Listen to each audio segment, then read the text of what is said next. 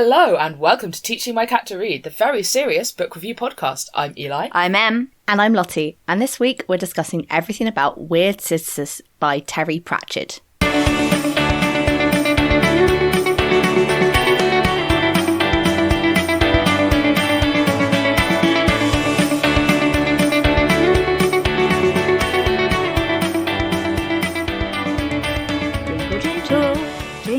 Jingle, toil and trouble.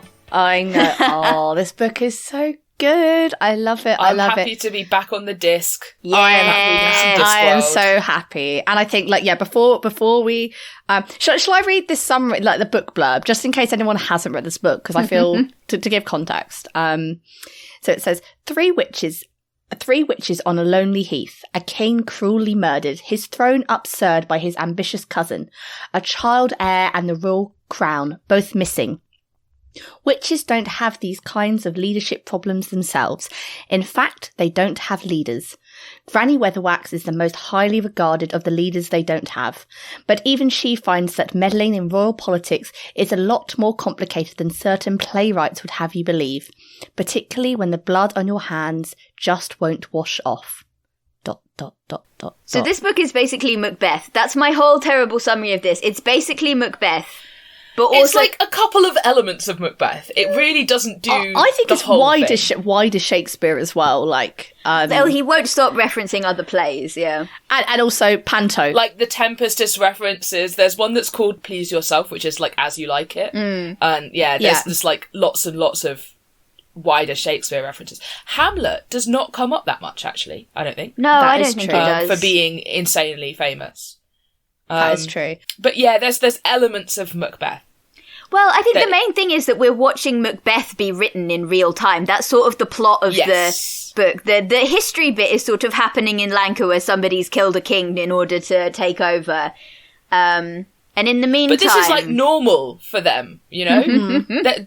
The witches are talking about how like it's not really murder if you kill a king to take over. That's just natural like natural causes. Order. That's natural causes for a natural. king, yeah. Terrible summary. I mean, it's Macbeth. It's Macbeth, and then somebody within the Macbeth is also writing Macbeth, except Macbeth is supposed to be a propaganda exercise about how the guy definitely didn't kill the previous king, and he's good and righteous, and the other guy was totally evil anyway, so it doesn't matter. Except the play keeps turning into Macbeth. Because that is what actually happened. Yes. And the truth will out, because this is the disc. Yeah. My favourite phrase is... The fool jingled miserably across the floor. Oh, it's a classic, isn't it? There's such an iconic line. I realised so before we good. reread this, like, how many iconic Discworld lines were in this book. Because, like, there's so many. We're witches and we live in cycle with natures and do no harm to anyone, and it's wicked of them to say we don't. We should fill their hot bones with hot lead. Yeah. I know. I'd forgotten that was this one. Also, I hadn't realised that was where I'd gotten that from. Because I say it's wicked of them to say we don't, like, every other week. And I'd completely forgotten that was from here. That is excellent. The descriptions of Grebo are so good as well. Like, what a perfect book. I think I laughed out loud, like, about 6 or 7 separate times through reading it. I read it this afternoon. I did wonder about, for my terrible summary, being like, so there was a review in the front of my copy where the guy basically says, I can't actually review this book. I don't think there's any better way to review it than simply, like, opening it at random and starting typing something, because there will be something guaranteed hysterically funny, no matter which page I open it at. I can't advertise the book to you better than that.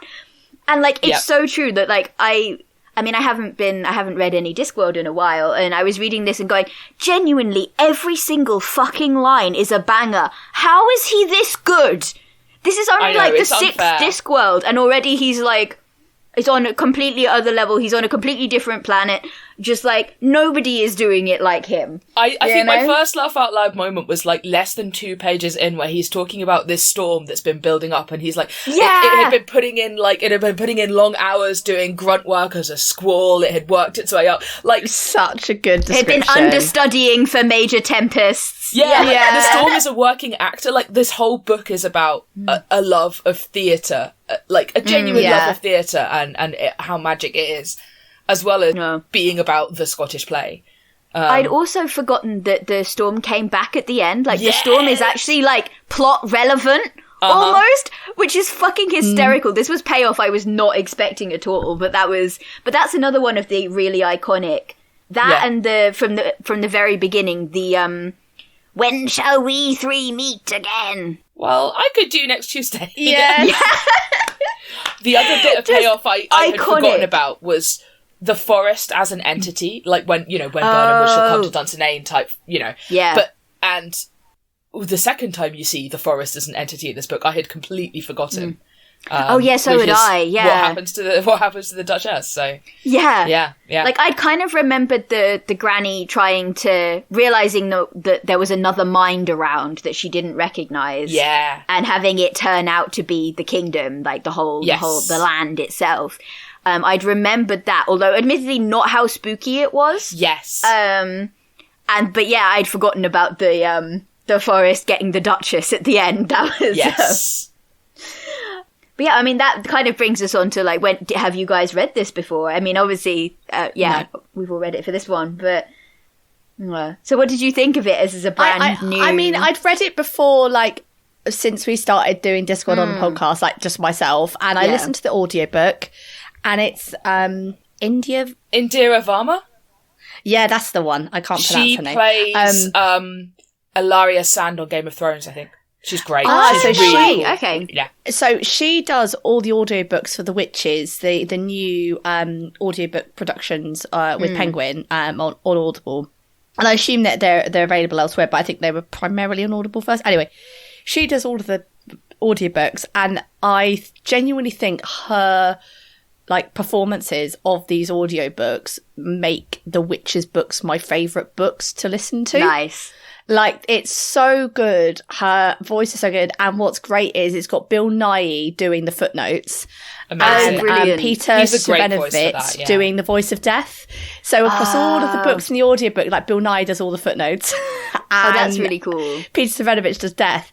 And genuinely, like, I'll always say, if you're someone who kind of wants an audiobook to listen to in the background while you're doing other things, like, I don't know, chores or commuting, like, on the train or something like that, I highly recommend The Witches book, all the Discworld books. I mean, I'm slowly working my way through them, but The Witches books in particular, by her narrating them, are brilliant. I got to get in on audiobooks because I was reading this afternoon, and Gothmog, the cat that still does not know how to read, she was trying. Bless her, she was trying. She was trying to take the book from me and back it away with her little hands, her little paws. Her terrible, evil hands. We could sit and listen to an audiobook together, I mean, before starting this podcast, I'd never listened to an audiobook. And I think, to be honest, I think it was actually Discworld, like, I started, apart from Small Gods, which I did read. I didn't have enough time to say, okay, I'll find them on Audible. And they're just, and I think since then I've just been absolute convert to audiobooks. Like, I'll still read, like, physical books, but I think with the Discworld series, there's a certain joy when they've got, like, really good actors doing it. And especially this, because you get the play within a play comes out. Yeah. And you can kind of hear, like, the references to Shakespeare. God, hang on. I just said there wasn't any Hamlet references, but there's a play within a play. So yes, there's a play in a play, and it's a play within a play that ends up outing a murderer. Yeah, okay. So there's a very subtle Hamlet reference. Okay, there is not only that, but, like, Death in the books where it's not a death book, he is effectively does have a cameo. Like, he just turns up, and he has a cameo in the play. Death is the only character that's in every Discworld book, I think. He has stage fright. I love him so much. Right. Character of all time. Somebody hug him. Well, it was quite funny the way they described it, because it was saying that, like, Death is what was it? It was his magic is, like, because humans aren't expecting him there, they only can perceive him when they're dead. But because with the magic of the theatre, they expect him to be there. So he's visible. Death is there, and therefore he is visible to them. I will say my favourite death moment in this book is not that, although it is brilliant, but it's at the beginning when Verence has been killed. So the king... what's the name of the king of Macbeth? Well, I'll find this out next time because we're going to do Macbeth next, but... I actually don't... Is it Malcolm? Yes, it's Malcolm. I was going to say Macduff, but Macduff is the guy who's like who comes after. Yeah. Malcolm is the Malcolm of this story. Verons. He's just been killed with his own dagger, and he's there like chatting with Death, as you do after you've just been murdered with your own dagger. And he mentions that he doesn't like cats. And Death's eyes go red. And he's like, I expect you like great big dogs, don't you? It's just like... It's so funny. Also, I tell you what I did love is the fact that cats can perceive dead people. Well, yeah, and of course it's Grebo as well, who is the cat that perceives dead people. Of course it's Grebo, but it's just the fact that like cats have this spectral vision and also Death loves cats. It was just like a great tie-in. I mean, it's simply true. It's Terry Pratchett doing some great like observational writing, because that's simply a truth about the world. It's true. No. It is. What about you guys? When did you first read this? Or have you seen like other productions of this? Because I know there's an adaptation of it that is on the BBC, I think it's like 90s, but I haven't watched it. I have not seen the adaptation. I first read this maybe when I was like early 20s, when I was first reading Discworld. I don't think I've gone back to it actually since first reading it. I don't think this is one that I've reread. I tend to go for like Small Gods or Night Watch or like some of the other, like the ones that I'm particularly like emotionally attached to. Whereas like this is just a banger. It doesn't like this is one that doesn't make me cry actually. A lot of Discworlds make me cry, but I don't think there was a moment where I cried in this one. That's fair. I think the later Witches books are a bit more heavy hitting in some ways. Yeah, I mean this one's very spooky, but. Yeah, Carpe Jugulum, I remember being quite heavy. I haven't got onto that one yet, so... Well, we'll get there. We'll get there for the podcast eventually. I think it's my next audiobook, actually, to listen to once I've eventually got my way through something else. But, yeah. But yeah, no, it wasn't one of the ones. So my Discworld history is that classic... whatever you have at home and in whatever order the library has them kind of reading. And we actually, our collection in our household of the Witches started with Lords and Ladies. So I actually hadn't read, I'd gotten through a huge chunk of the Discworld before I went back and read Equal Rights and Wyrd Sisters and Witches Abroad. Yeah. And so I think I've read it more than once, but it wasn't one that, like I said, we didn't have it around while I was growing up. So it wasn't one that I learned off by heart, you know? I think I did, weirdly enough, see a production of it at the ADC back in the day. I saw a student production that was... I remember it being decent. It wasn't one of the kind of standout... But I think it's a shame, really, because of all of them, it ought to be the one that transfers best to the stage. And I don't remember it being particularly... Well, you know, it's got to be played properly, you know? Yeah, and I think it's like a lot of this with like a lot of amateur theatre, like very often there's like, you know, it's decent and then there's one person who's really, really good and you remember them generally. Yeah, but I don't think that was the case with this one. I think it was the Tom John of the show, yeah. Yeah, absolutely. But yeah, no, it's been weird to come back to because I think I remembered it differently to how it actually is, or possibly just as an adult I'm reading it differently. But like I remember Granny being meaner, I remember liking Magrat less, and I remember the Fool being a lot less sympathetic than I found him this time. Well, we're all in our 30s now, so I feel like we all just grow more sympathy for the Fool every day. Yeah. He's the first of the major arcana for a reason. But yeah, no, it was good to come back. I'd forgotten that it's actually quite scary. Like, there's bits of, not scary, but you know, there are bits that are clearly intended to be horror rather than humour. Yeah. Like, the way the Duke is slowly going mad, and the way the Duke is kind of shredding his hand to try and get the blood out, to the point where at one point the narration says, like, it's referred to as his hand, and then it says, although the word was hardly appropriate anymore. Which is like, he's like destroyed this appendage down to the bones or something. Like and it's done like really subtly as well. So there's like bits where he's like, maybe he'll try sandpaper next.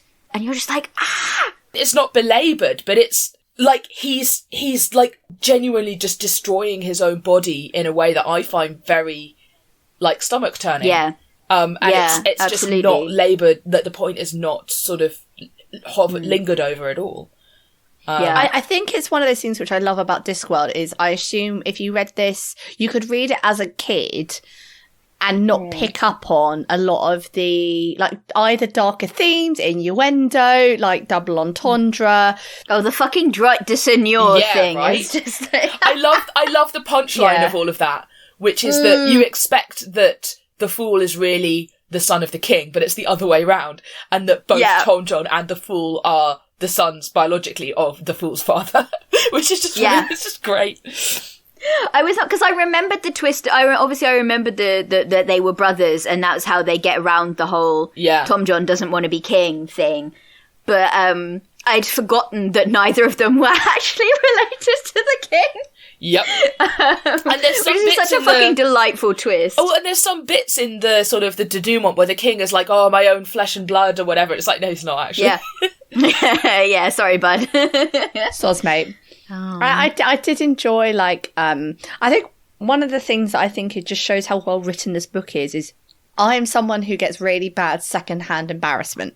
So if I'm, like, watching a rom-com and there's, like, a character does something that is comedically embarrassing for them, I get embarrassed for them. Yeah. And the bit in the audiobook where the witches first watch the first play and Granny keeps interrupting with oh my god, it's excruciating. Yeah. It was so good. Awful. And like you're all Magrat in that scene. You're all Magrat just going, oh god, oh god, oh like, god, who's that? Who's that? Who's that? What's that? What's he doing? He did it. We've seen him. He's the murderer. and then the best bit is like the audience just thought it was part of the play, like some sort of massive. Well, it's such a good introduction to Vitola as a character who I don't know what his name is supposed to be a joke on, and if I'm therefore I'm sure it's supposed to be something, but I don't know what it is either. It's probably like a reference to somebody who was around in Shakespeare's time, because Hwal is is Shakespeare. Anyway, and it's a great introduction to him as a character, because you just have him being a good sport about it. And not kicking up a fuss that, like, these witches have come and been, like, really, really rude to him and his play. And also, that was another fun thing, I think, something that I really appreciate about Pratchett. And I think possibly it's something that I think is more common. Possibly I've just been reading too much fanfic where everybody is just super attractive all the time. But the fact that Vitola is described, like, visually, like, it's not a flattering portrait at all. I think his nose is described as it wouldn't have looked out of place in a bowl of strawberries. Well, it's like it could have hidden strawberries, I think, is the actual. Yeah. And like all of this, but also he has the most charismatic voice that all of the witches, including Granny Weatherwax, who is like notoriously a tough nut to crack, they're just enchanted. Yeah. They're just like, oh my god, this guy is the coolest ever. What the hell? Yeah. And I love that Pratchett's so good at like just people, and also that people are, I don't know, that he will write ugly characters who are nonetheless the most attractive people alive, and I don't know, I fucking love that. Yeah, I love that, like the fact that Margaret is described like as decently plain at best, you know. Well, not like classically attractive, and yet to the fool she is. Like an angel. So he's just instantly head over heels. Yeah. It was just, I don't know, it's just very refreshing. Yeah. I just find it very refreshing. It makes it normal. Well, it's almost. It's a bit like the Vimes and Lady Sybil thing. Yeah. Of like Vimes being like this really, like the scrungliest guard of all except Nobby Nobbs, because nobody can beat Nobby Nobbs at that. Yeah. And then Lady Sybil is just this mountain of a woman who's just, and they're just so good together. It's like, yeah, perfect. Excellent. I love that. Yep. She could just pick him up by the scruff of the neck and carry him around, and that would be totally fine. And and he would be into that. It's great. Yeah. And I love the scene also where they give Vitola and his wife Tom John. And it's just sort of Granny very delicately being like, oh, has your union borne fruit? And them sort of quietly, sadly saying, oh, we had a little girl once. And there's just, you know, in those 6 words or whatever it was, like a whole world of tragedy. And it's just, but that's how the world is that everybody has their own thing, and it's not really delved into because they are, in this grand scheme of things, fairly minor characters. But And their family is so well drawn. You get you get a lot more of Vitula, but you get I don't know, about 3 lines about his wife and that conversation. But there's you know them. Yeah. You know, and they're 3-dimensional and they're interesting and you've got everything you need to think of them as just being real, actual people. Yeah, who will do a great job of raising a kid and running a stage company and, getting by. And just this delightful, tiny sight into their relationship. But he's so good at observing and then swiftly portraying complicated, interesting humanity. It's an absolute masterclass, honestly. Mm-hmm. What were we going to say? I was going to say the character that I find really interesting that I'd like to spend a bit of time discussing is the Duchess, who is the Lady Macbeth. Because I mean, I'm going to need to go back and reread Macbeth, not only because we're doing it for our next episode, but I feel like she is quite a different character to Lady Macbeth, actually. Yeah. And the bit that's really interesting, obviously, is the moment when Granny does some headology on her at the sort of climax. Oh shit, that's so good. Yeah. And I've just broken down every wall in her head, and she's feeling the guilt and the hesitation and whatever that she and the regret and the pangs of conscience. Exactly. And then the Duchess just kind of shrugs it off. She's like, all right, I guess I'm evil. Yeah. What of it? You can't stop me. And now I'm gonna stab you about it. Fuck off. It's just genuinely just such a great beat. And because, the witches are standing there talking about it, and Aniog's like, oh, that was a bit much. And Magrat's like, I think that's the worst thing you could possibly do to anybody. And Granny Weatherwax is like, don't be ridiculous, girl. There's, red hot pokers and, putting wires under people's nails and shit. Use your imagination. And then because they're all just she's broken. We don't have to think about her anymore. Yeah, we and then she's her just off. Guards! And just instantly no. Guards, come here so you can give me a spear and I can, throw it at Granny Weatherwax. yeah. Who, catches it, I think the narration is like a snake behind the head. She catches it right behind the point. And, that's cool as hell. But also, it seems a little bit, I feel like the Duchess should have maybe got one there, she kind of earned it. Oh, yeah. No, that is an absolutely brilliant moment because as well, it's a great Granny Weatherwax scene in that it shows off why she's so good at her job, why she's so good at what she does, how she thinks about the world as well. Yeah, but also that she's not all, she can be beaten. Actually, she's not right about everything all the time, which I think is a thing that I really love about her. It would have been really easy for it to kind of be. She's the most highly regarded of the leaders that they don't have. It would have been easy to make her, a Mary Sue, yeah. Yeah, and she's just never wrong about anything. But she's wrong about things all the time. I love the most highly regarded of the leaders we don't have, because it reminds me of, various things in religion, the joke about you go to Ireland and they're like, oh, are you a Catholic or a Protestant? You say, I'm an atheist. And they go, yeah, but the God you don't believe in, which one is he? And the whole, we don't really have leaders, we just have, learned people. Is that's what rabbis are, right? Technically there's no hierarchy, but, Well, the whole concept of first among equals, generally. Yes. Yeah. But yeah, no, that's it. And it's such a, good character introduction for her, and also for witches as well. Yes. I love that one of the first things we're told about them is that they don't get on with other witches. And then the whole book is them just all... mucking in together. Yes. They have a lot of fights, but they do just you're so annoying, but fuck it, we're gonna do the plot of Macbeth together, or we're gonna make the kingdom stay frozen in time for 15 years so that the rightful heir can grow up. And I don't think that comes back again ever. No, they're just you can fuck with time on the disc, it's fine, don't worry about it. Here's the thing, they didn't break time, they stretched it. Right? Yes. As a topologist, there is a difference. The Clark guy works it out that there's been a time shift, but that's it. Or I guess people were trying to work it. I think it is briefly mentioned. There is a really funny scene at the end where other people from Lancre are trying to work out if the witches owe them compensation, whether they've lost 15 years or they've gained them. It's like people talking about trying to work out when the clocks go back. Yeah. Did you get an hour back, or did you lose one? What happened there? But again, you're not breaking time, you're just moving it.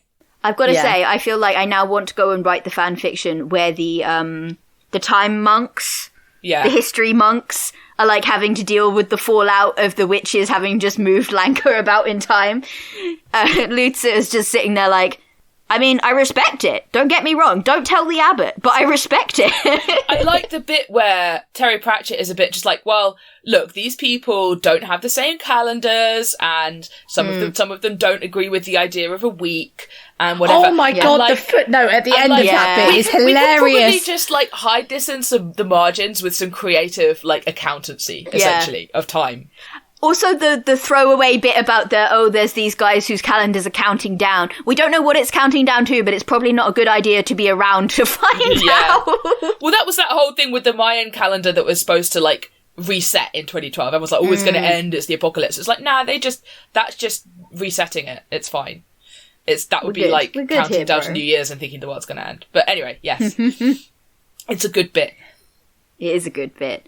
This is the first witches book we've done, and I kind of want to talk about the so how did you guys find the witches on this go around? This is our first really female led Pratchett, I think. Yeah, that's my emotional support, Maiden, Mother and Crone.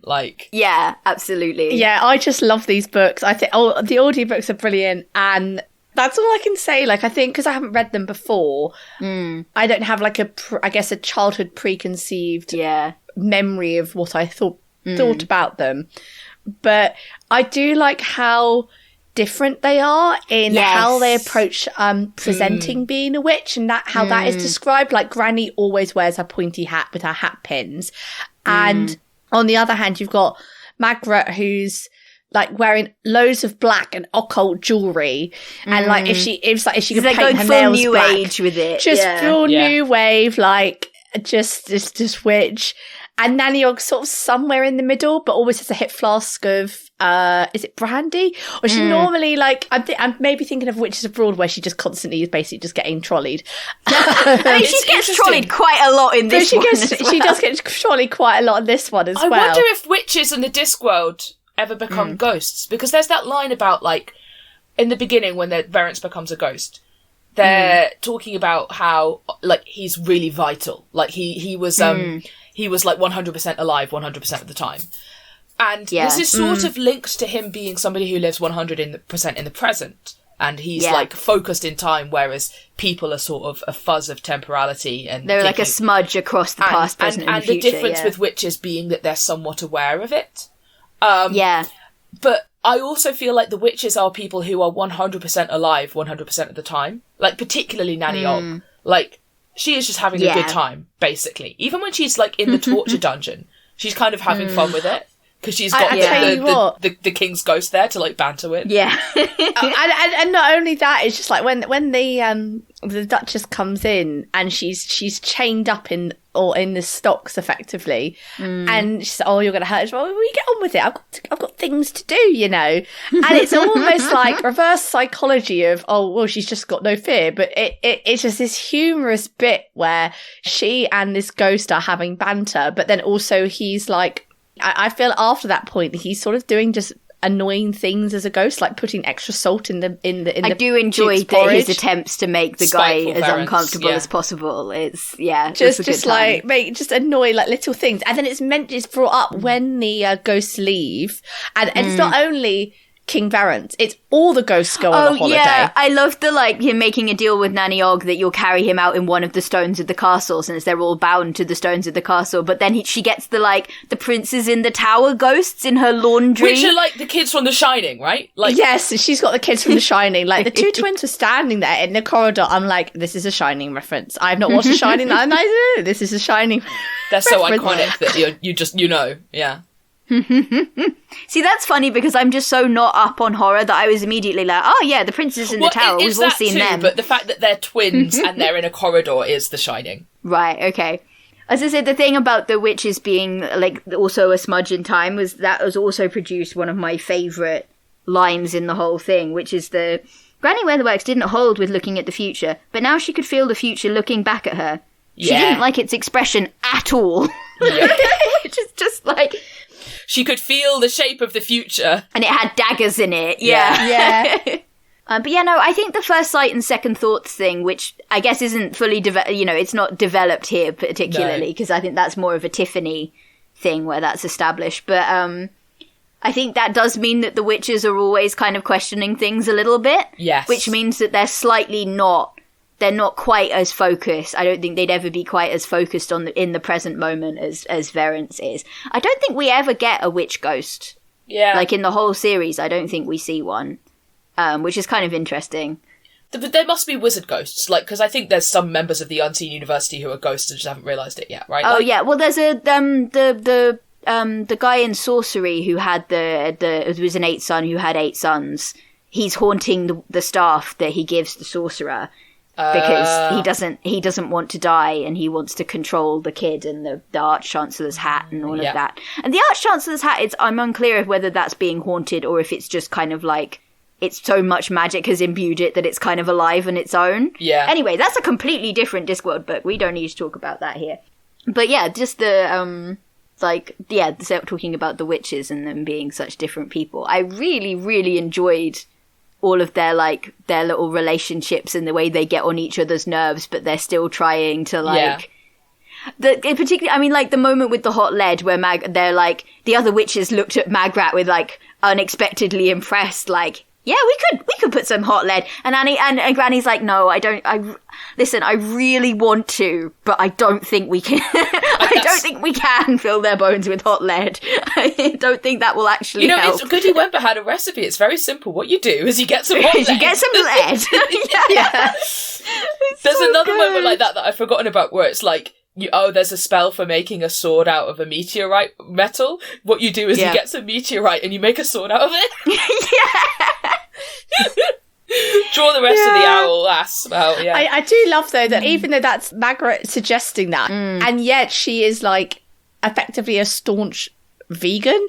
Yeah. And like not putting any animals, like, I don't want to put an eye of newt into it because that's harmful to the newt. You can use tapioca, it's fine. Can we use something else, please? I love that, like, Goody Wemper was a research witch. Like, if I was going to be anything on the disc, that's probably what I would be. Because being a research wizard, you've got to go to the university and do academia. But being a research witch, you can just do science. Well, if you could call science the, like, how long can a broomstick stay up when a raven is, like, plucking out the bristles one by one? Well, I mean, did she write it down? She sort of wrote it down because she had a black box with her. She had a raven as trained to work as a black box, so, you know. It's therefore science. Yeah. Technically it is still science and not just fucking around. I love that we don't find out how she died until, like, halfway through the book. Yeah. And then it's just, like, it's the dumbest shit you ever heard. But she died doing what she loved, mad science. Like, every time they're like, Goody Wemper, may she rest in peace. Like... Yeah, it's like one word. Yeah.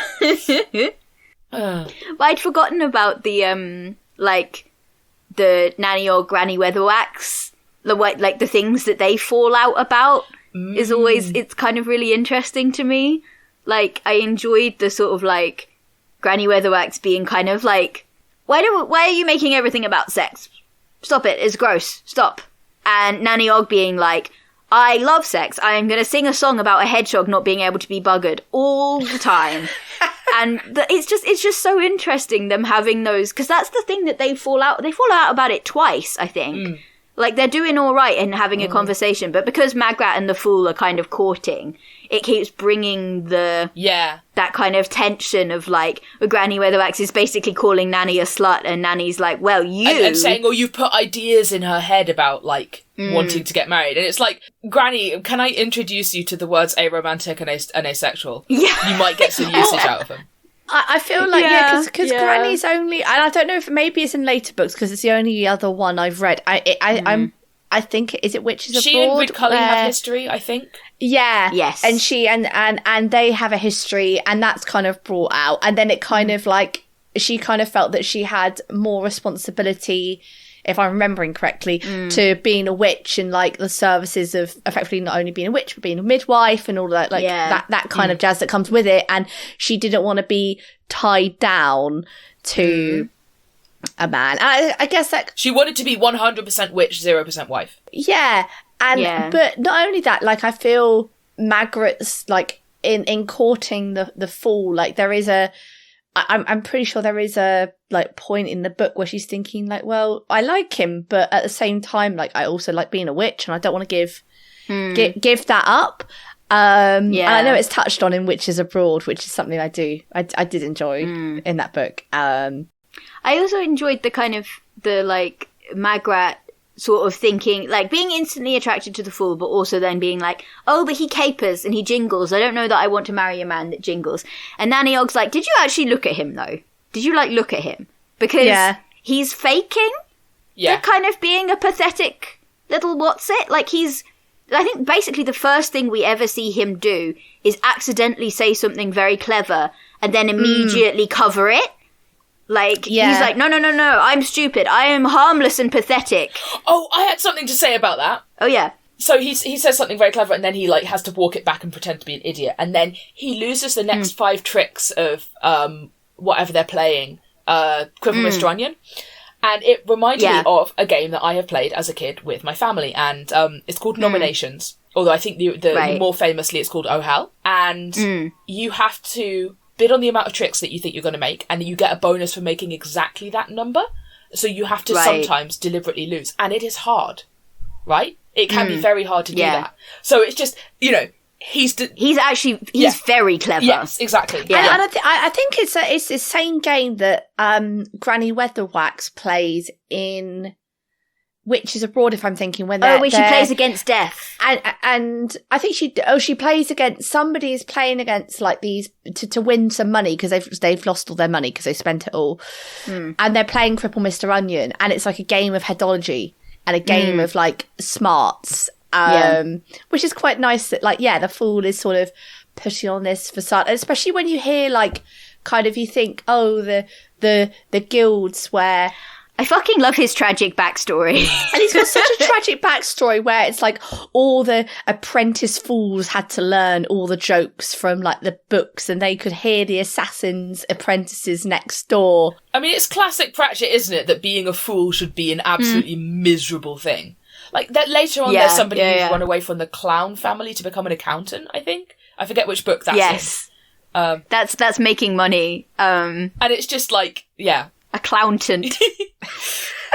But I can't claim credit for that joke. That somebody on Tumblr got there before me. But the other thing is that like then when Varys eventually is king, you've got a king who has not been a king his whole life. Who didn't grow up as royalty, which is part of what makes him different and like actually give a shit about trying to run the country, which people remark upon immediately. He tries very, very hard. Well, that's his whole thing, is persevering at stuff that he doesn't like and isn't good at because that's the job that's in front of him. Yeah, and that's the thing he has in common with Magrat, I think, is that she's trying very hard at being a witch. Yeah.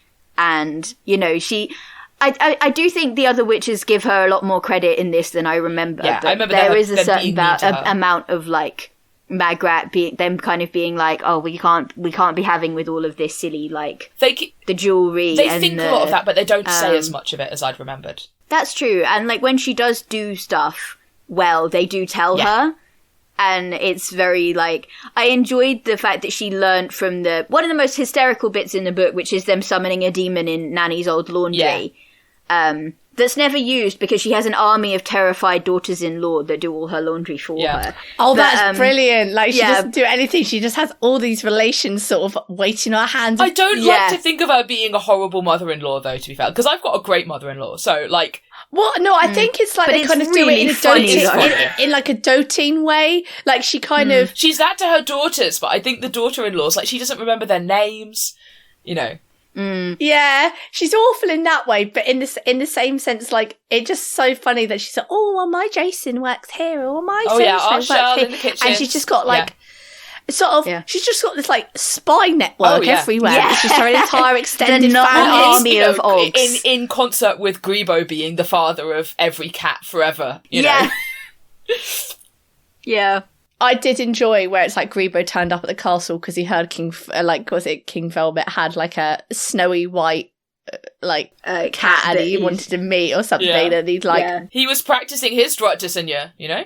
And he's like he was sort of the father of all cats in the local area, and it's just a description of this cat. He's so terrible, and like Granny being like, I'm a bit worried because he hasn't been home for 2 nights, and she still thinks of him as a like little fluffy kitten, even though he's a terror. And I'm like, that is also spot on cat owner behaviour. That is cat ownership. Yeah, like Gothmog is a tiny fluffy kitten, but you know, even if we had a horrible old tomcat, and you know, I would still probably be like, that's my baby.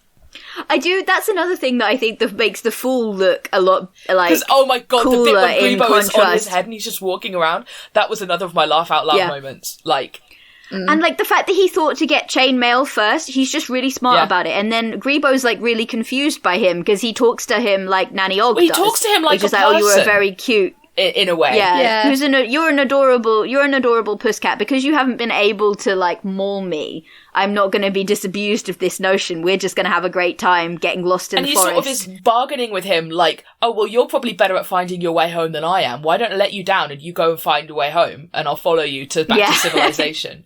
And then which is like how I talk to the cat sometimes. You know, she's just a little guy. It's good. It's good. Guys, what fun bits do we want to talk about this book? Because I feel there's like there should be many. I mean, Gaslight Gatekeep Girlboss is the Duchess, right? Instantly, yeah. Well, we have 3. We have 3 witches. We've got a. Yeah. What is Gaslight Gatekeep Girlboss if not the modern maiden mother crone? It's true. Yeah, that is true. Magrat isn't Girlboss yet, I feel. No, but she's got potential Girlboss which energy. we see come to come into its own in the next few books. Yeah. I have a fun question. I don't know if you guys have watched Agatha All Along. I have not. Have you watched it yet on Disney Plus? I have. So for context, Eli, there's like a magical witch's road in Agatha All Along where they have many trials in order, and at the end they receive their their greatest wish or their something. Greatest wish or anything. And I was just wondering, do we think Granny Weatherwax, Nanny Og, and Magrat, how would they face? Would they survive the road? Would they survive the road? Oh, come on. They see through. I don't think Magrat sees through Agatha instantly, but I think Granny and Nanny are both instantly like, this is a con artist and a bullshitter.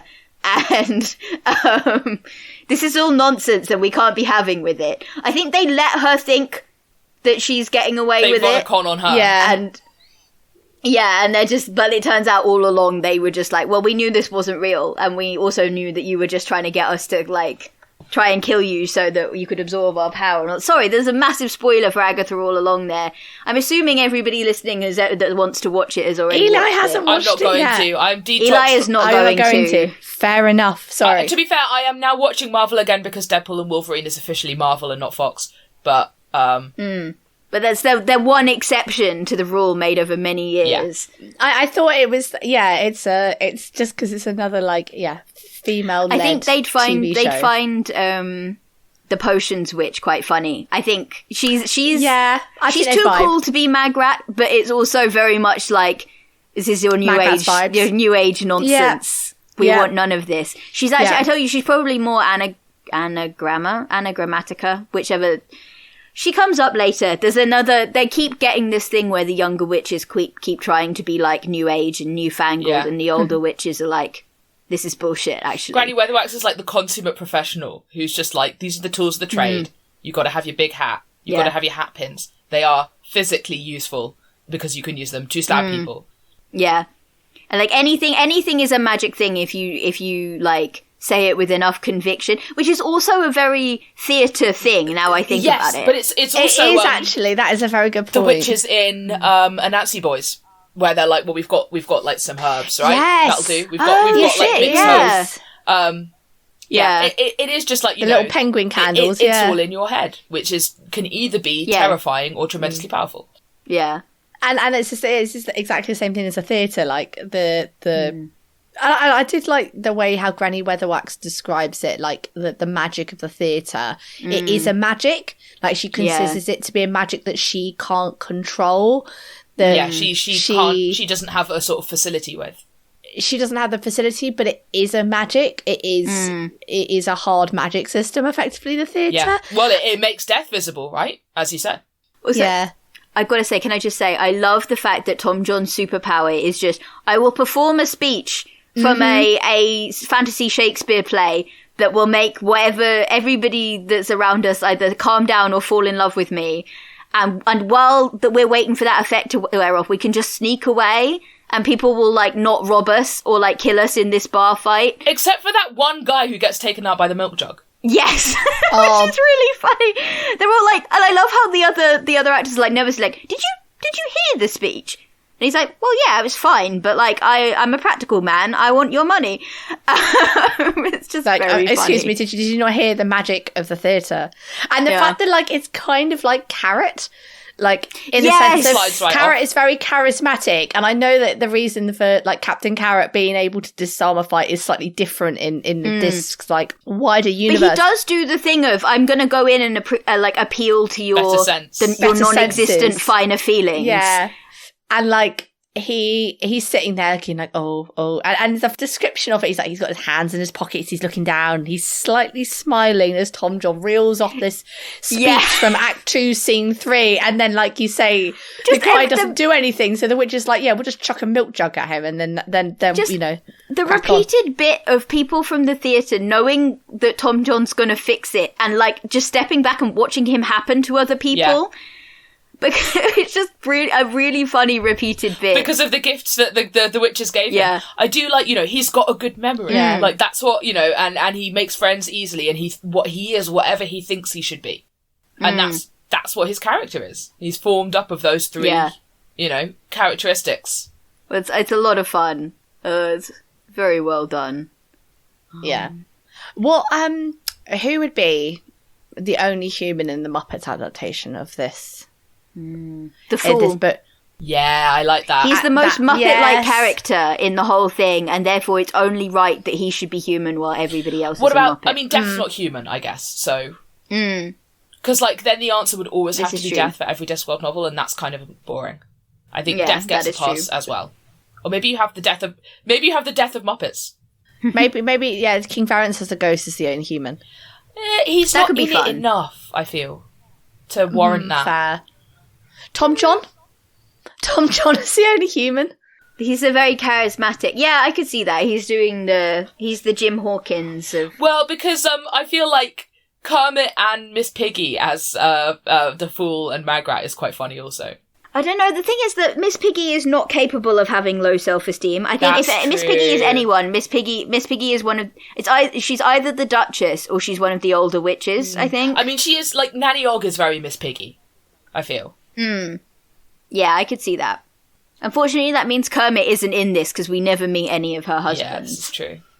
I'm just thinking of like some student listening to this podcast because they've been assigned Macbeth for their school, like GCSE or something, and having to listen to us say sentences like, "Yeah, Nanny Ogg is very Miss Piggy."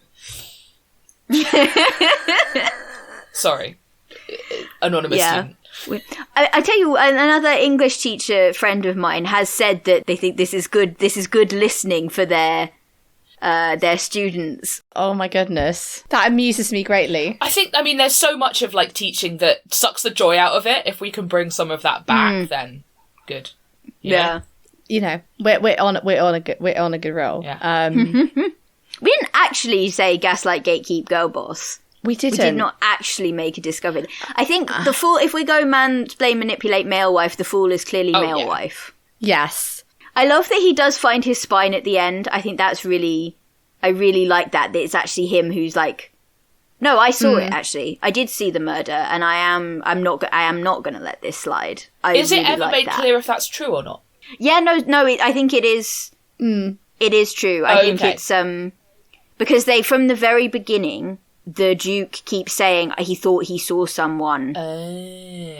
And there is a moment where the Fool, they're actually asking the Fool about it, and the Fool says, I definitely didn't see you, and then says something that is very clearly that only somebody who was there could have I missed that. Said. Yeah, sure. Yeah. And then there's a whole, like, bit about, well, you're not going to tell...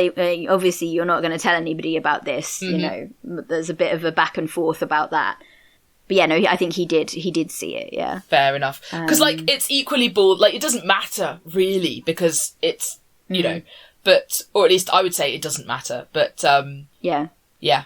But then I'm thinking of the ending of the first episode of Black Sails, which I will not spoil for anybody who is listening, because you should watch that show. Spoiler, like, trigger warnings with the caveat of trigger warnings. But that's a good show. I do also like that the ghost tries to tell them that he was, he was obviously there and saw it. I was like, I don't think you can be the witness for the prosecution. I think that's, the Duchess is just like instantly like, I feel like this is a conflict of interest. Just like, which is kind of entertaining. Yeah, I genuinely don't know. I don't think anybody really, like, is the Duke gaslighting himself? Interesting. He might be. I guess it's like when he has his like, not his breakdowns, but his sort of descent into his like madness of trying to, and I guess it gets feeds back into the idea that like the play at the end is rewriting history, and the play itself sort of rebels against that, and he's struggling to rewrite his own history in his head, because he's, he, as we've mentioned, like his hands, and he's constantly talking about like the blood on his hands, about the murder, and he's like, I wasn't there, like I was at the top of the stairs, it wasn't me, and it was self-defense, and and it was just sort of this trying to rewrite itself. And I love that the play is trying to be written as Macbeth. I enjoyed the kind of the whole thing about the sleets of inspiration particles, which is another really fun bit, is the like repeated, like he's like got Laurel and Hardy in his head at one point, or like he's writing Three Stooges dialogue. He's got Charlie Chaplin. Yeah. I tell you what, made me very laugh quite a lot is when Tom John is going through all the discarded pieces of paper where Hull's trying to get the play to work, and it's just panto dialogue. I like the idea that, like, Laurel and Hardy are some deeper immutable truth about stage and the nature of comedy and storytelling that just emerge in every reality, and like we call them Laurel and Hardy, but they are some sort of deeper entity that exists on another plane and are presenting themselves to, well, like, subconsciously. That's very entertaining to me. And the fact that like those ideas come through in streaks in his mind. Well, you got to have one short. You got to have one short, fat one, and one tall, thin one, and then you're off to the races. That's Laurel and Hardy, baby. Except I think they were both quite tall. So it is quite a nice, like, again, that's coming back to Terry Pratchett's brilliant way with the English language. Just it's such a alliterative language.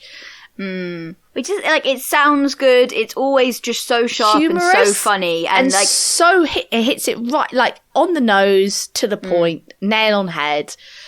But speaking of we're talking about the Duke's madness. The like, he was so far around the twist, you could use him to uncork wine bottles. I love that. Yeah. Like, another line like that made me laugh out loud was, they're talking about Verence at the end, the witches are talking about him, and then they're saying like, oh, he's got his head screwed on straight, and then Nanny goes, even if it is against the thread, which just, like, it took me out. I love that. What a great phrase. Yeah. But it's such a good, like, alliterative use of language to get exactly what you want to say, but it's also humorous, which I think is just such the joy of finding Pratchett's writing as an adult, and going, like, as a kid, I would have found a lot of the humour, the slapstick humour. I guess my only sort of point of comparison is that I watched a lot of Blackadder growing up, and I think it's a solid point of comparison, honestly. Which is like, it's one of those things. It is rated at 15, and it has got quite a lot of innuendo, quite a lot of like quite dark, a lot of sort of like dry absurdist humour as well. Dry absurdist humour, which first time I watched it, I think I was like 11. I don't know, watching like Blackadder 2, I just had no idea what was like going, like what it was talking about, but I love the slapstick humour. Or even I actually know better, A Thin Blue Line. I don't know if you ever watched that. No. And it's like, it's same with Rowan Atkinson. It's the same guy who wrote Blackadder. There is so much innuendo and double entendre in it, but I just love the slapstick humour. And then you watch it back as an adult going, I let my kid watch this. I'm sorry, like, did my parents let me watch this? But like as a kid, you just don't pick up on it. You just find it funny that he's got no biscuits and he's just saying the word hobnob slightly like amusingly. Haha, isn't that funny? I think Pratchett's really good for that because I think they have almost infinite reread value. Yeah. Because you will always see something you didn't notice before. And like the wider you read, the more you see as well. I mean, or not just read, but like the more films you watch or the more, like there was definitely, I didn't get most of the theatre references. Like the theatre or the stage references the first time I just read had a thought about thinking about you pick something else up every time. So I'm just thinking, what would I go back and pay attention to? Like what, you know, the fact that Tom John is the biological son of the fool, right? And he has grown up learning by rote the ways to act and like, you know, he's in some way spiritually carrying on the legacy of like fooling. Although to be fair, he inherits that more from his actual dad, Vitola, than you know, his like his biological dad. But like I'd want to go back and look for stuff that was in there that would, you know, and pay attention to like, you know, signs that the Duchess really was never ever gonna, you know, be ashamed of herself or... Yeah.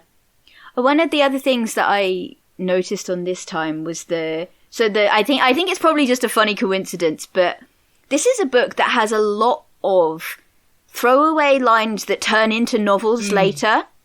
So Carrot is in this. The idea of that dwarves raising a human changeling and they didn't realise until he started banging his head on the tunnel walls, you know, or looking like a Dorito. There's a Phantom of the Opera joke. Leonard of Quirm is the guy that designs the wave set. That made me very happy. And he's not in Vetinari's attic yet. He's just in a street and the Mad Artificers, like sort of early bird cameos. Yeah. Yeah, there's a few things where it's like, and they're mentioning the Phantom of the Opera. There's a few things that like later go on to be like other books, or like the 12 o'clock on All's Well joke that's in Guards. Like, but I just think it's very funny when this is the book that has the introduction of the idea that inspiration is a particle that like flies through the universe until it bounds off a willing head kind of thing.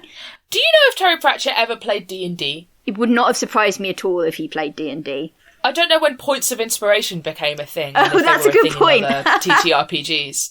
It just reminded me, but like, you know, he's got the same thing of like, you know, particles of stuff that's not stuff. You know, he's already gone like, you know, ground down the universe and find me one atom of truth, justice, mercy. Although this is before Hogfather. Okay, right? you know, I was just having a look because like this was published before like Guards and all of that. So I've obviously there's no vibes yet. I'm reading how I've been reading the books. I've been reading them in like group order, so I sort of go through, which I think is a pretty solid way of doing it. Death novels, and then like now the Witches books, and then I'm like, they're all so good. Is this the book where we get introduced to the Thieves Guild? Yes, and the organised crime. I think it might get mentioned earlier. It's explained, but this is the one where I think it's like they talk about the thief insurance. It's fleshed out and the chits and everything. And the fact that like you which can is only so good. It's sort of just brought about reducing crime. It's basically insurance. Get your robbing in early. We can do you a GBH on the cheap. Get it out of the way. Get it out of the way at the start of the year, and then you can walk around knowing you're not going to be harmed. Such a good idea. It's such a good concept. It might also be one of such a good understanding of like human nature. Society. Yeah. Also, like one of the earliest examples of a bar fight being started because somebody used the M word around the librarian. Yes, which is always and a the good fact time. that like I do enjoy in these books where the librarian's brought up because I'm reading these like out of order, and so it's like, oh, there's an orangutan, it's a librarian, but like in the audiobooks, like Bill Nye pops up and gives the backstory of like, oh well, the librarian had a magical accident, but then realised having super like 3 times the reach, 3 times the reach, and the twice as strength, and being able to hold books with his feet actually came quite handy as a job of a librarian. So it just decided to stay as is, and it's just sort of this offhand comment in the footnotes. I mean, I adore the footnotes; they're so good.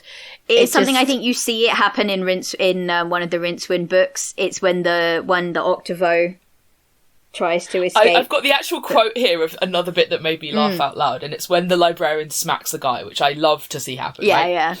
An arm like a couple of broom handles strung together with elastic and covered with red fur unfolded itself in a complicated motion and smacked him across the jaw so hard that he rose several inches in the air and landed on the table.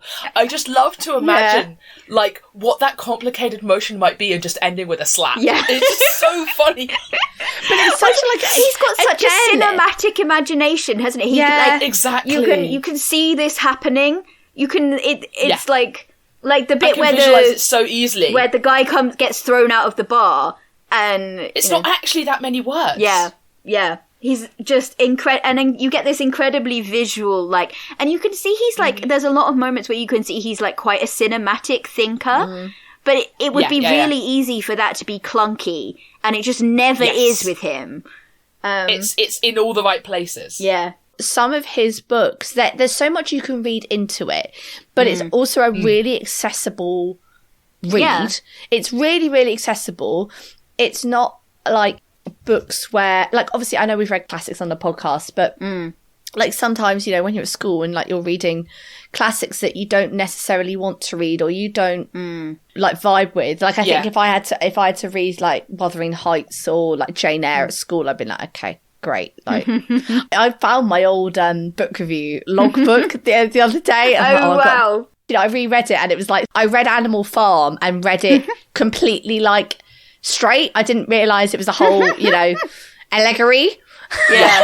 So I was like, well, there was a farm and then there's some pigs on this farm. But I feel with like these books, it kind of gives a way for people to talk about them and like think about those like deeper themes and meanings, but it's just so accessible because his language is such a quality of language, his alliterative use of language, it's so descriptive. I feel like a lot of the books that get set for study at GCSE, like, they're not joyful. No. And I'm going to sound like such a wank when I say this, but like, it makes it so much harder to, I mean, I did Much Ado, and there's humour in there. Yeah. But also the way that you study them is sort of, like, you don't get to focus on the fact that, like, these are works of art that you can appreciate as well as picking apart to look at the themes. And, like, we did The Great Gatsby, which is, I like it. I really do. I'd like to do it for the podcast, but it is a joyless book. Yeah. In a lot of ways. And I think it just sort of, it's sad because it must put people, I would definitely put me reading classics, to be honest. Like, I liked reading Austen, but I liked reading Pride and Prejudice, and that was it. But they get so much better when you can look at other stuff that they've influenced and go, oh, so that thing in Pratchett was a reference. Yeah. Or something, like the whole play within a play, and that's like a Hamlet I've said it before, and I'm sure I'll say it again, but one of the things I love about Pratchett is that he's turned the whole world into a Discworld book. You know that feeling when you're reading a Discworld and you suddenly get a reference that you never got before, or you realise a joke that he was making that you hadn't, and you kind of shake your fist at the heavens and go, Pratchett! But like, the world is that now. You know what I mean? It works in reverse. You wander out into the world and you find out a new thing, and suddenly you go, oh my god, Pratchett! Oh my god, Terry, what the hell?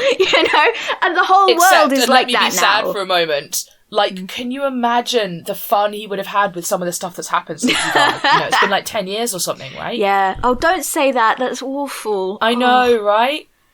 Yeah, but we just have to make the jokes for him. Yeah.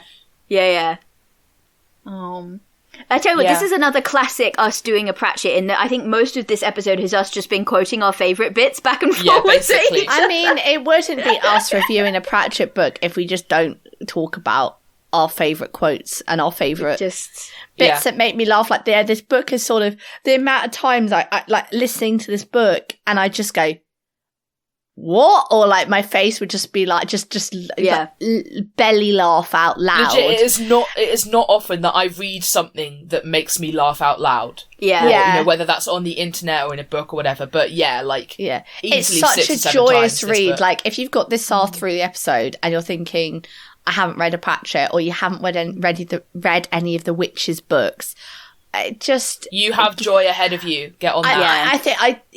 Just get on the train, get on the Discworld train and ride it. Like, oh, it's so good.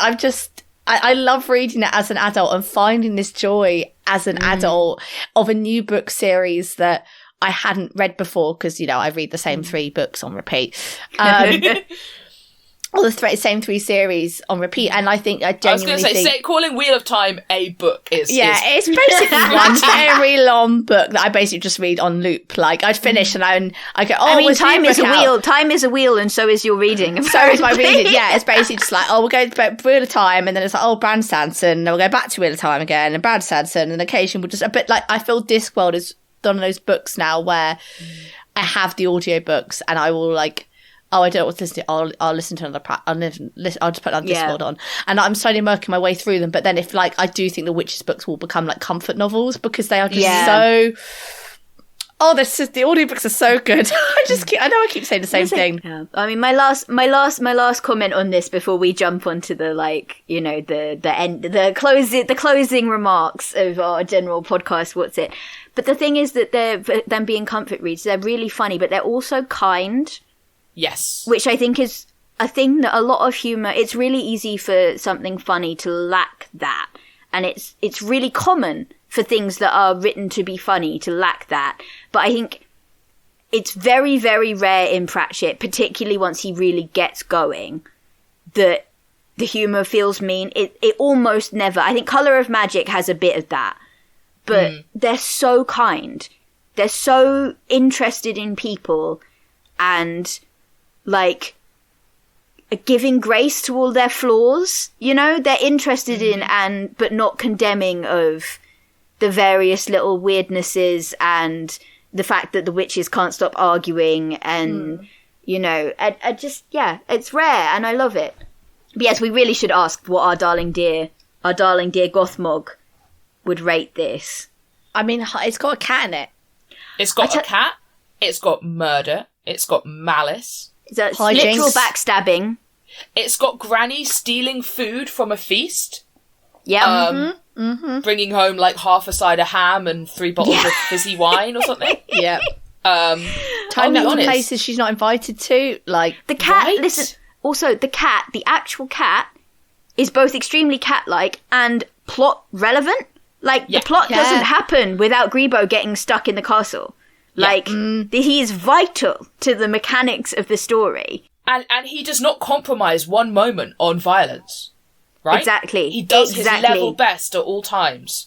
He chooses violence every single moment of every single day. I think it's a 10. I think this is going in the Hall of Fame. I think it's a 10. I think it's a 10, so that's what Temeraire, Gideon, and this. And Lyriel. I think Lyriel got a high score. It was either Lyriel or Abhorsen, yeah. I think, yeah. But, so before we end, is there anything else that you've been reading at the moment that you want to, like, share with the group? Or watching or consuming? I read, this is more relevant to, like, my work life than my not work life. But, so I work in software. And I read, the URL is grugbrain.dev. Oh, yeah. And it's hilarious.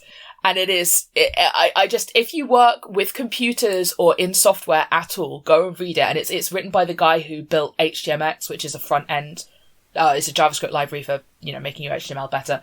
But it's just, it's beautiful. And like this, I laughed out loud a couple times reading it.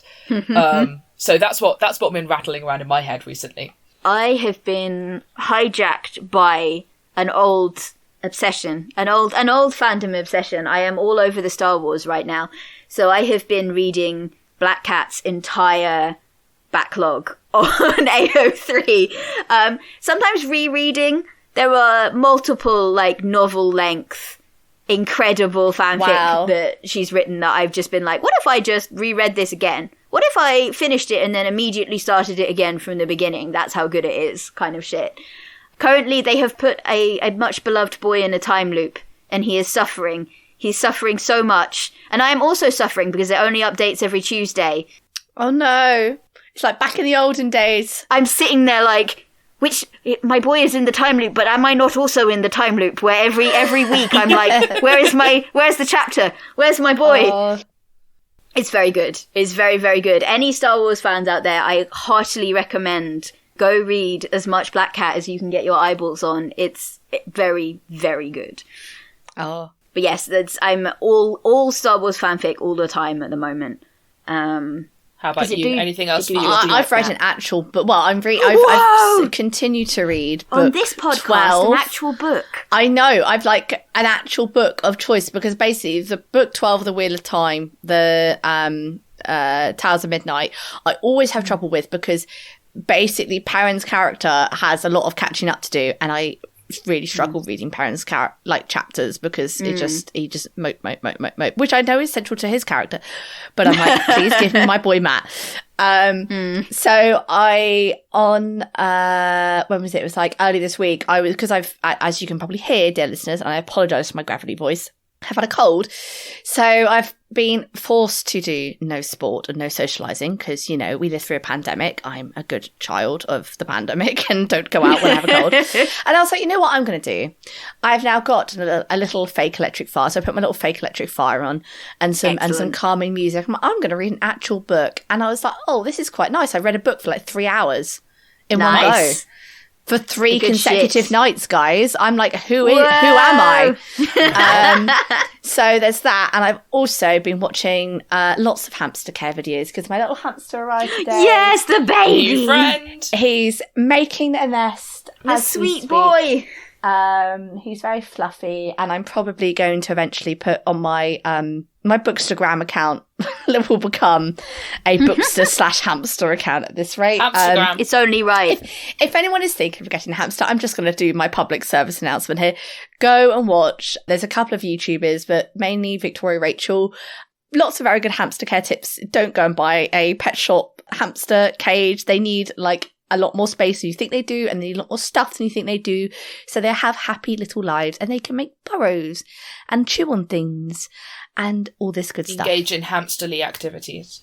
And what Lottie's not saying is that she built hers. Oh yeah, so I built mine. So that's what most people do. It's incredible. They build the cage out of IKEA furniture. There are also YouTube videos on this as well. Like it's not like, oh my god, did you know? I didn't design it myself. I just followed a YouTube tutorial. And there's like loads of useful stuff on Etsy, so you can get all your bits and bobs on Etsy. There's one that I've earmarked for like later, where somebody's laser cut the shape of a hobbit house onto wood and made it into a little hamster home. Oh, brilliant. And that's delightful. You know what this is? This is great fodder for like gift lists. Like, this is stuff that you can ask people for. I am basically aware now that all of my gifts for the next forever will be hamster related, but that's okay. I love that I could tell that you were saying that while looking at the hamster. Yeah, yes, you can hear me getting quieter and quieter as he's making a tiny nest, guys. He took a seed from me earlier, and I was like, my actual heart. The adoption lady, because adopts don't shop, gave me a tiny toothbrush so you can brush his tiny So we're pleased to be announcing the spin-off of this podcast, teaching my hamster to do advanced algebra. Yeah, I'm sure. Well, he loved that. He's already built a tunnel. Heard it here first, folks. But teaching my hamster engineering. I'm teaching my hamster like structural engineering. Yes, guys, we need to say what we're reading next. And does anyone we actually remember? We got it wrong last time. Do we remember I've said this it like time? twice already. It's Macbeth. We're doing this. I'm gonna go find out. More murder, more stabbing, more blood, more witches, more spooky ghosts. Spooky. But yes, if you'd like to listen to us discuss the Scottish play that we will not mention, aka mentioning the Blackadder reference there, and all the other references, please tune in next week. And if you enjoyed this episode, please consider giving us a like or a review on your podcast platform.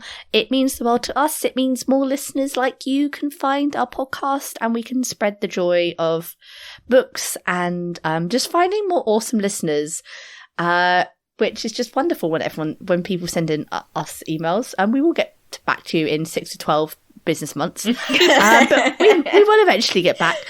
But we're not human disasters at all, we promise. But we do take note. They make our hearts and souls, sing with joy. Yeah. I got up in the morning. I got out of bed. Everybody point and clap. Well done. 10 out of 10. And I'm sure the listeners are clapping as well. All right, thank you very much for listening. If you also want to say well done to Em for getting out of bed, you can email us, teachingmycattoread@gmail.com, or send us a DM on our socials. So say hello, send us a message, and recommend us some books to read. Big virtual hugs, and we will see you next time. Bye.